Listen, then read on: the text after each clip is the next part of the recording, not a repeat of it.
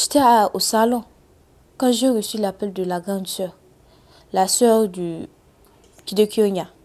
Quand j'ai reçu l'appel, c'est elle qui m'avait annoncé la nouvelle en me disant que ma copine était décédée.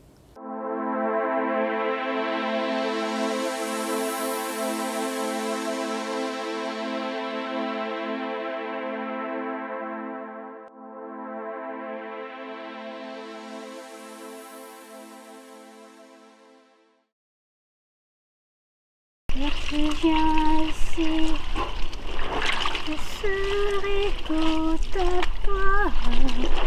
Je te donnerai ce que tu voulais avoir.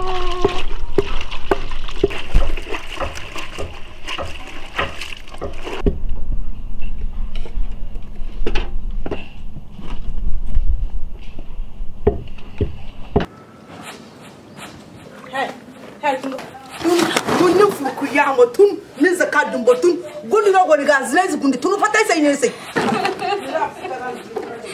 Ay mama. Tun gunda goni ga krigidi tun gudu ai wahanna babu ka ga gara am tun fatai ne fatai sai tun fatta tun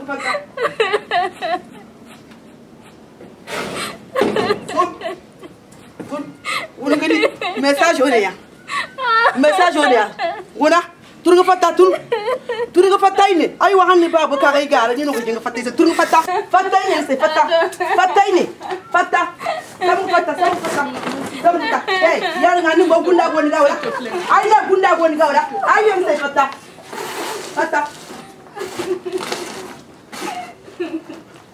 furku yamo u fatta ne ayan sa ufatayni sinin bos ne gunda goni ga ringa wala to fata ni furku yamo furku dumbo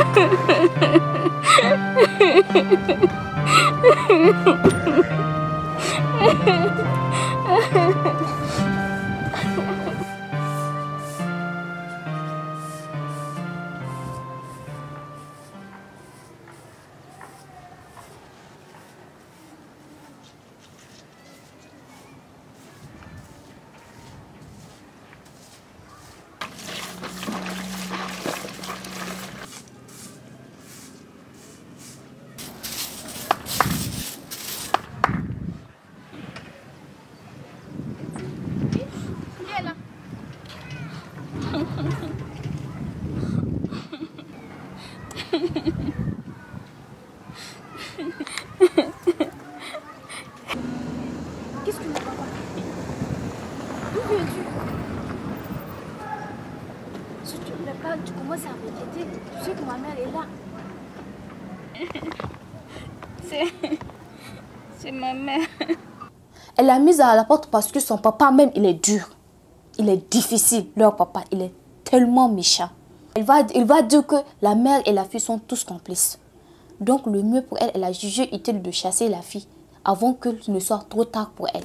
Quand elle était venue chez moi, elle était désespérée, désorientée même, je peux dire. Elle ne sait pas où aller. La seule solution pour elle, c'est de venir chercher refuge chez moi. Quand elle était venue, je leur ai répondu que je suis désolée, je ne peux pas la recevoir parce que ma mère même, elle déteste de nous voir ensemble. Donc ça sera un enfer pour elle et moi. Elle était obligée de se réfugier sur son copain. C'est ça sa solution. Et elle était partie s'installer chez son copain.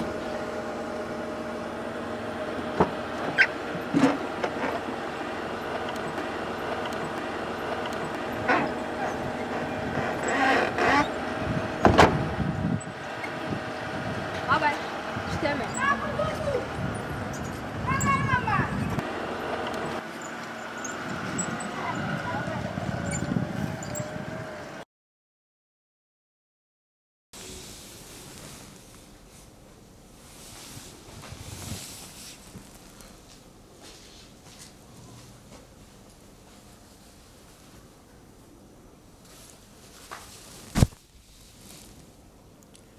Dis-moi, s'il te plaît, ma chérie, qu'est-ce qui ne va pas?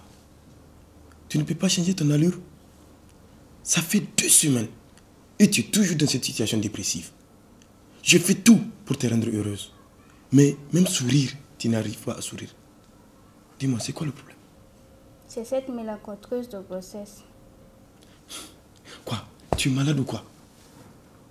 Je t'ai dit qu'on va se marier. Dès que j'aurai mon salaire à la fin du mois. Il faut qu'on avorte avant le mariage. Fatih, par rapport à ça, on a déjà parlé. Je t'ai dit que c'est même pas envisageable. Je t'aime comme ça, comme tu es. Nous allons fonder une vraie famille. Mais tu sais bien que la société traitera l'enfant de bâtard. Quelle société? La société a toujours son mot à dire. Quel que soit ce que tu feras dans la vie, la société va te juger. Alors, par rapport à ça, je t'ai dit, le plus important, c'est ce que nous pensons. Et par rapport à ça, ma décision est prise. Donc, fais très attention à toi. Tiens, ok, regarde, d'ailleurs, je suis en retard. Je vais aller. De retour, on va discuter de tout cela. Mais avant, pas de bêtises.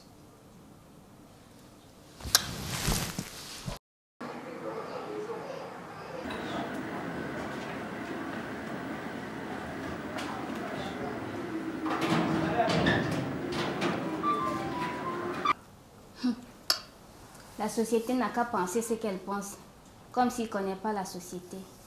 Mon enfant sera traité de bâtard? Non, non, non, c'est pas moi.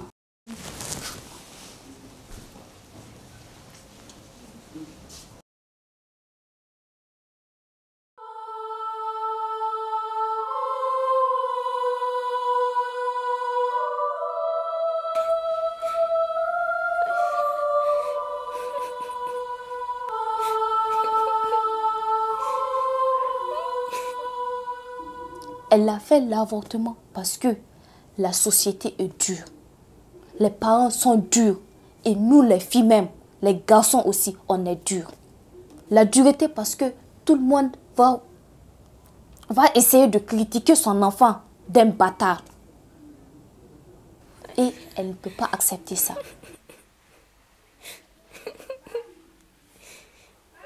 C'est quand arrivé à la maison,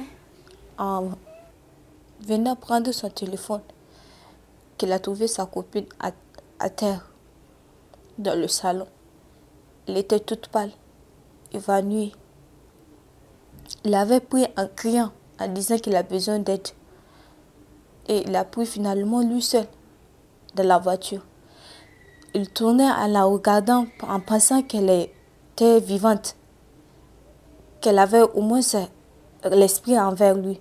Mais elle n'a pas les yeux ouverts. Elle était évanouie. Il essayait de parler dans la voiture en gardant espoir, en disant qu'elle gardait espoir qu'elle va lutter à cette tentative. Elle va lutter et ils vont lutter ensemble pour qu'elle retrouve la vie. Finalement, c'est pas le cas. Ils n'ont pas pu. Parce qu'une fois arrivé à l'urgence même, les docteurs étaient en grève de 112 heures, je disais. Ils étaient en grève, il n'y a pas suffisamment de docteurs. Elle n'a pas pu même voir le médecin quand elle est décédée. To albara. So mato nyirim te so bukaw. So woni mutun nim ko buci albara. Le kala isi. Im ka ko tostam im kwa so trelsi. Aba agol se yaki. Hein? Écoute-moi bien. Ay go hangan. Je ne peux pas faire venir des gens à un enterrement dont je ne ferai même pas de la partie. Tu m'entends bien? Ay go hangan. D'accord. Amma nim te ir ko isi. Nu wa arslamu no aslam bande nim te ir ko isi mten subuna kaniyasi. Ko kiya sambu. Im ko ga so ta. Aba agogo sallin se yaki. Hein? Woni amana hagu. Je ne suis pas responsable de ce qui s'est arrivé, de ce qui est arrivé. C'est lui qui l'a enceinté. Ay go hangan. Il l'a hébergé chez lui. Ay go ma. Et il l'a assassiné. C'est à lui de s'occuper de l'enterrement. Je n'ai rien à foutre. Je m'en vais de ses parts. Mais dès mon retour, je ne vais pas retrouver ce corps dans ma maison. Débrouille-toi. Aïma.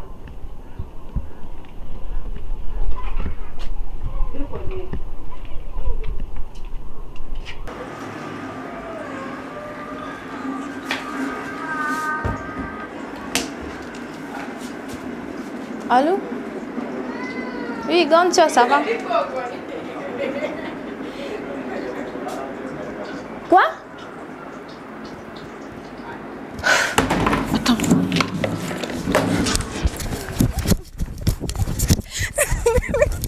Je crois que elle est malade.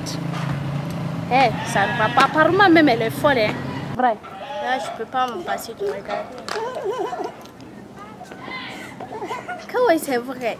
Ah? Je te dis, ça fait Non. C'est pas vrai. Vous ne savez pas que Hadiza est décédée? Laquelle est Hadiza? Hadiza que vous connaissez. Donc c'est pour cela qu'elle est Elle a raison, c'est pourquoi je te disais tout à l'heure qu'elle n'est pas folle. Ah, la vie. Elle nous réserve tant de surprises. Hein.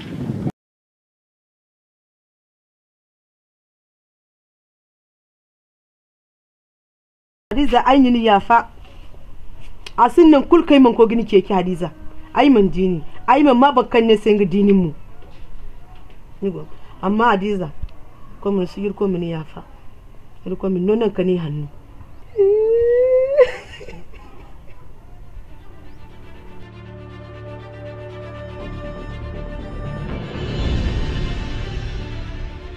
Je criais, je courais. Je ne sais même pas où aller. Mon seul objectif, c'est de me rendre chez la défunte.